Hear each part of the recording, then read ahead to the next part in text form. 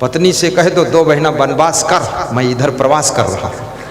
और स्मरण शक्ति उन्हीं की बढ़ती है, याद रखना, जो टेंशन नहीं लेते हैं। टेंशन की पहचान है कि आप जब बटन लगाते हो अपने कुर्ता बुशर्ट के तो ऊपर नीचे उल्टा लगा दोगे। टेंशन की पहचान है कि जब तुम बिस्तर पर सोते हो बहुत देर तक तुम करवट लेते रहते हो, नींद नहीं आती। टेंशन की पहचान है तुम हंसते नहीं हो, मुस्कुराते नहीं हो, खुश नहीं रहते हो।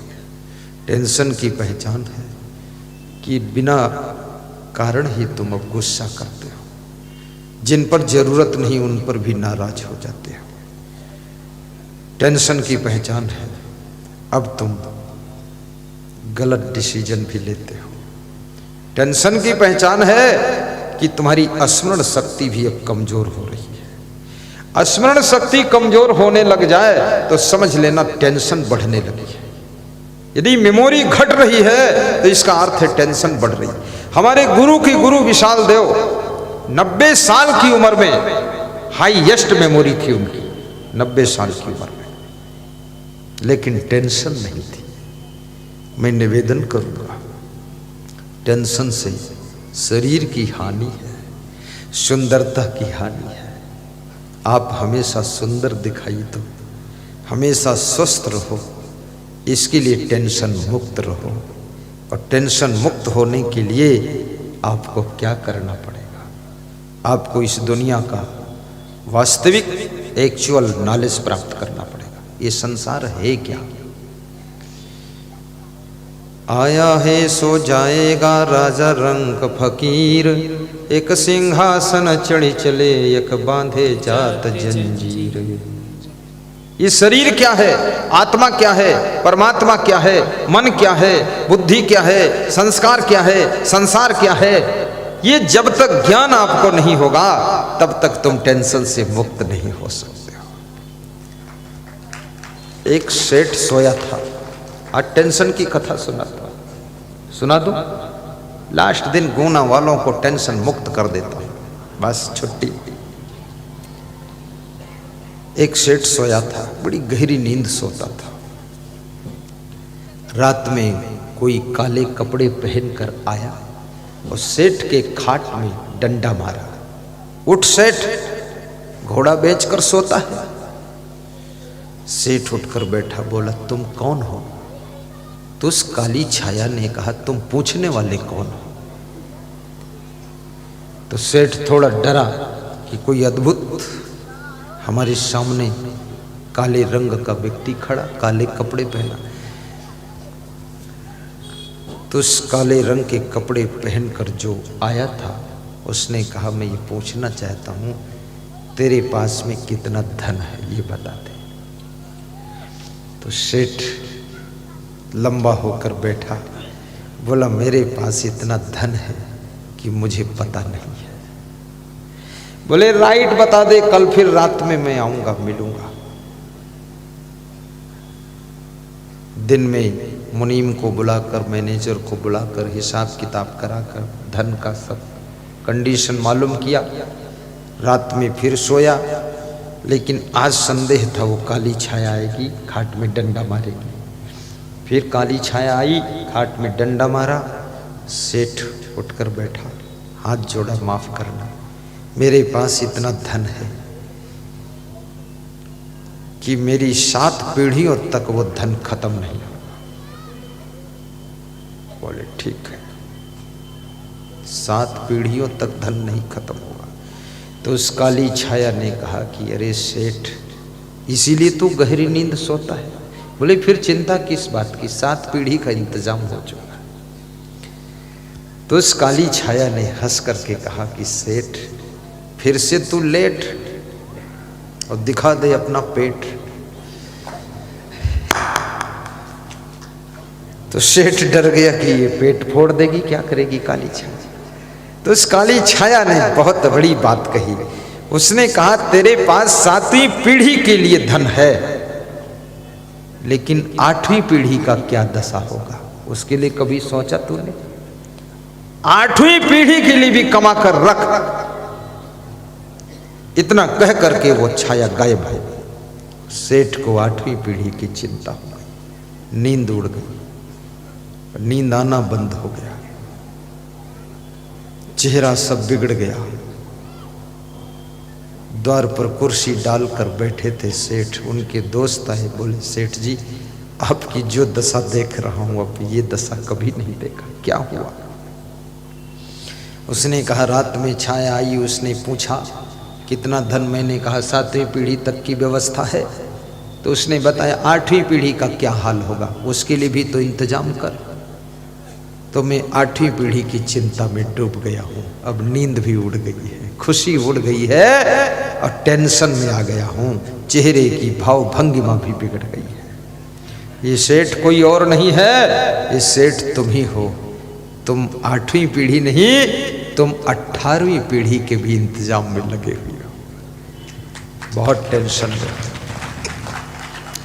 ज्यादा चिंता हुई तो मित्र ने कहा एक महात्मा टेकरी पे रहता है, उसके पास जाओ, आशीर्वाद लो, कुछ मंत्र वंत्र पढ़ेगा तो चिंता दूर हो जाएगी। बोले ये महात्मा के बस का काम है नहीं, क्योंकि 8वीं पीढ़ी का मामला है। अरे जाओ तो सही। तो महात्मा के पास हो गया, महात्मा को बताया ऐसी ऐसी बात। तो महात्मा हंसा और बोला कि एक काम करो, तुम्हारे सामने एक गरीब आदमी रहता है, उस गरीब आदमी को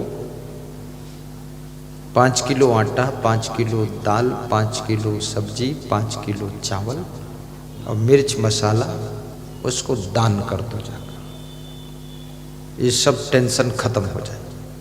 बोले महाराज इतना दान करूंगा तो इतना तो और कम हो जाएगा हमारे टोटल में, आप क्या सिखा रहे हो बाबा जी, आखिर तुम साधु संत ठहरे, आपको कहाँ नॉलेज इतना। महात्मा ने कहा मैं जो कहता हूँ वही करो। तुम लौट कर आया, 5 किलो दाल, 5 किलो आटा, 5 किलो चावल, 5 किलो सब्जी, मिर्च मसाला लेकर पड़ोसी के घर पहुंचा। द्वार पर पड़ोसी मिला, क्या है सेठ जी, कैसे आना हुआ? धन्यवाद, नमस्कार, प्रणाम आपको, पहली बार आप मेरे द्वार आए, सौभाग्य मेरा है। याद रखना कोई धनवान व्यक्ति, महान व्यक्ति, बुद्धिमान व्यक्ति, पद प्रतिष्ठा पर आसीन व्यक्ति, महत्वपूर्ण व्यक्ति जब किसी मध्यम क्लास के, सामान्य क्लास के व्यक्ति के द्वार पर पहुंच जाता है, इससे बड़ा उसका सम्मान और क्या हो सकता है। इसलिए कभी कभी उन रिश्तेदारों के यहाँ भी चले जाना जो रिश्तेदार बहुत गरीबी में गुजर रहे हैं, उनके द्वार पर अपनी लैंड रोवर गाड़ी खड़ी कर देना, कहना धन्यवाद हम आ गए आपके यहाँ। द्वार पर जाकर फॉर्च्यूनर खड़ी कर देना, वो खुश हो जाएंगे और उनका दिल भर जाएगा, उनका सम्मान हो जाएगा। इसलिए लोग शादी में विधायकों को बुला लेते हैं कि आ जाओ थोड़ा सा कुछ हो जाए, विधायक लोग चले भी जाते हैं। अब ये मत समझना कि केवल रोड बनाने से तुमको वोट मिलेगी, नहीं, किसी के यहाँ शादी में जाने से भी वोट मिलेगी। रोड बनाया कि नहीं बनाया वो छोड़ो बात, तो लेकिन शादी में जाओ, मुंडन में जाओ, मरनी में जाओ, तिलक में जाओ, छेदन में जाओ, इधर जाओ उधर जाओ, चाहे जिधर जाओ, लेकिन जाओ, वोट मिल जाएगा। हाँ, और नहीं जाओगे शादी वादी में तो बर्बादी हो जाएगी। इसलिए कितने नेता लोग कहीं तो पत्नी को भेजते, कहीं पुत्र को भेजते, कहीं बहू को भेजते, कहीं साली को भेजते, कहीं साला को भेजते, 2-4 और गांठ के रखते, तू चला जा, प्रतिनिधि चला जा, कम से कम हाजिरी तो लग जाए, नहीं तो बर्बाद हो जाओगे। सड़क बने बने न बने, नाली बने न बने, मरघट बने चाहे न बने, लेकिन ये मार डालेंगे लोग, इनके यहाँ जाओ। राजनीति बड़ी विचित्र हो चुकी है, मैं तो कभी कभी देखता हूँ ये सब। एक नेता कह रहा था मुझसे कि बहुत हैरान हो गया, मेरी पत्नी बड़ी मर्यादावान थी, उसको भी गली गली घूमना पड़ता था। भले मेरे पास इतना टाइम नहीं तो उसको भेजता हूँ कहीं शादी में जाओ, इधर जाओ, बेटा भी उसी में लगा, उसकी पढ़ाई सब चौपट हो गई। हाँ, बेटी भी घूम रही है, क्या करें, बड़ा मुश्किल मामला। लेकिन मैं कहूँगा जैसे भी उचित हो करो, पर जो जिस कार्य के लिए है उससे वो कार्य लीजिए। आप विधायक से, मिनिस्टर से रोड बनवाइए, उसको शादी में बुलाकर लड्डू मत खिलाइए कि रोड बनाओ तब वोट मिलेगी, शादी तो हम लोग कर लेंगे, यहाँ लफड़े की जरूरत नहीं है। हाँ, ऐसा काम लीजिए उनसे। पर ये सामाजिक व्यवस्था, इसमें बड़े सिस्टम विचित्र रहते हैं।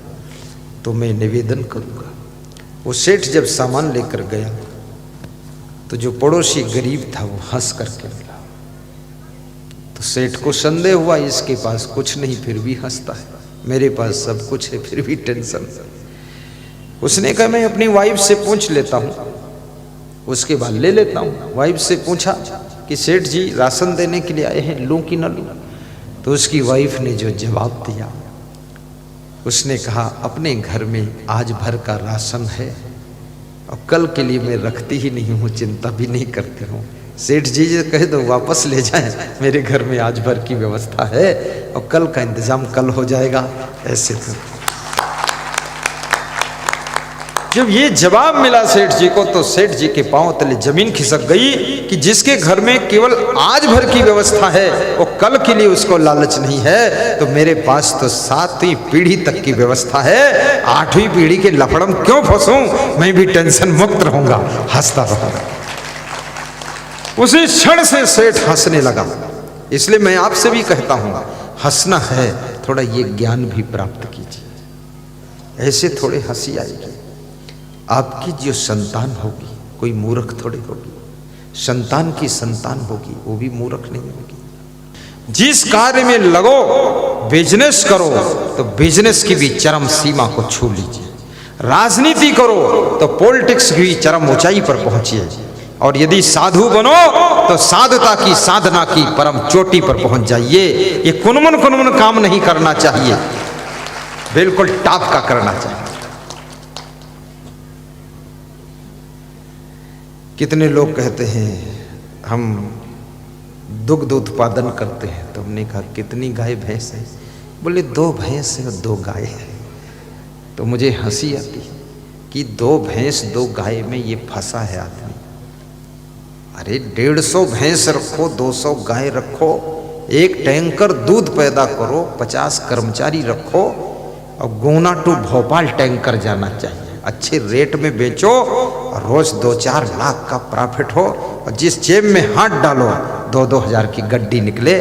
कंजड़ कहीं का 2 भैंस लिए घूमता है।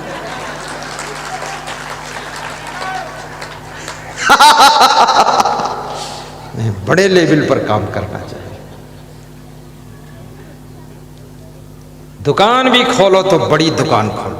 अब मैं तो संत हो गया ना, मेरी दुकान होती तो ये डोम जैसी बड़ी दुकान, बिल्कुल 4 मंजिल ऊंची दुकान, और लिफ्ट लगा देते। फट से लिफ्ट से ग्राहक से पूछो क्या लेना, बैठ लिफ्ट में 4 मंजिल पर पहुंच, बटन दब गया, ऊपर सामान खरीद।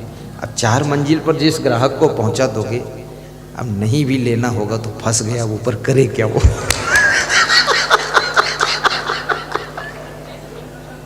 हाँ, बिजनेस में भी टॉप करो। और मैं तो पॉलिटिक्स करता, मेरी पॉलिटिक्स भी निराली होती, एकदम झाड़ फाड़। हाँ, कम से कम 3 पंडाल तो हमारे साथ ही चलते हैं, 3 माइक सेट, 3 पंडाल आगे लगा फिट रहना चाहिए, और 3-3 भाषण रोज, 6-6 भाषण रोज, 8-8 भाषण रोज, और लौटता ही नहीं घर को, उधर ही रुक जाओ किसी घर में। वहाँ घर में क्या बना रहे हो अपने, वहीं रुक जाना है। अर्जुन सिंह रघुवंशी के यहाँ, उसके यहाँ पूड़ी खाओ, आगे बढ़ो, भाषण करो। पूरे क्षेत्र को 2 महीने में फाइनल। पत्नी से कहे तो 2 महीना वनवास कर, मैं इधर प्रवास कर रहा हूँ। हाँ, क्या लफड़ा बना रखा हुआ, रोज घुसुड़ फुसुड़ वहाँ घर में आते हैं।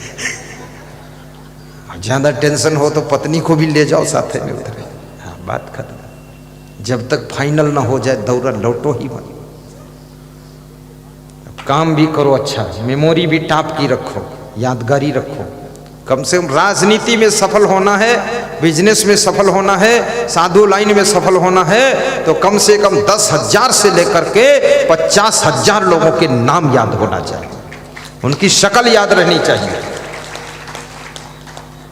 गणपति की पूजा करते हो, गोबर गणेश बने रहते हो, बुद्धि उद्धि कुछ नहीं, स्मरण शक्ति। नाम भी याद रखने की कला को विकसित करो। जिम फारले ने इस कला को विकसित किया था, जिन्होंने अमेरिका के रूजवेल्ट के चुनाव में दौरा किया था। जिम फारले के मित्र ने पूछा कि मैंने सुना है आपको 10,000 लोगों के नाम याद हैं। तो जिम फारले ने हंसकर कहा कि आपने गलत सुना है। बोले तो सच क्या है? बोले मुझे 50,000 लोगों के नाम याद है। तो मित्रों ने कहा इतने नाम याद करने से फायदा क्या हुआ? बोले इतने नाम याद करने से फायदा यह हुआ कि रूजवेल्ट राष्ट्रपति के प्रचार पे हम थे स्टार प्रचारक, और उनको चुनाव जिताकर व्हाइट हाउस में बिठाने का काम मैंने किया है। इसलिए स्मरण शक्ति, और स्मरण शक्ति उन्हीं की बढ़ती है, याद रखना, जो टेंशन नहीं लेते हैं। किसी ने गाली दे दिया तो भी टेंशन मत करिए, किसी ने तुम्हारा पुतला फूंक दिया टेंशन मत करिए, और किसी ने आपको बुरा भला कहा टेंशन। जो प्रशंसा और सम्मान और अपमान में भूलता नहीं है वही व्यक्ति स्मरण शक्ति बम्पर रख सकता है। सम्मान की भूख भी मत रखिए।